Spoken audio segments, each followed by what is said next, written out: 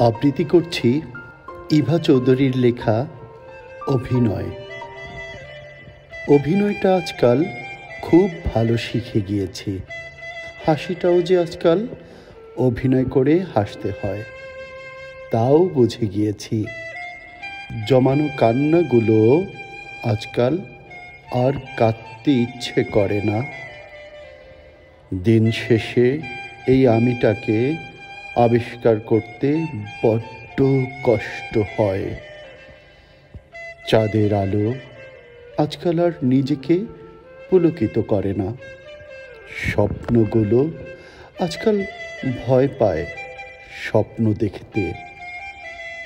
কথার ফুলঝুরিগুলো আজকাল খুঁজে পেতে ইচ্ছে করে না।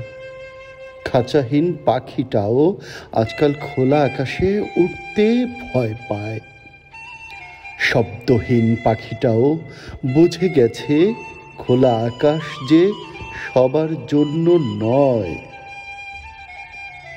তারপরও এই শোরগোল আর কোলাহল ঠেলে আমার আমিটাকে একটু ভালো থাকার চেষ্টা চালিয়ে যেতে হয়। যুগে যুগে আমরণ অনিবার।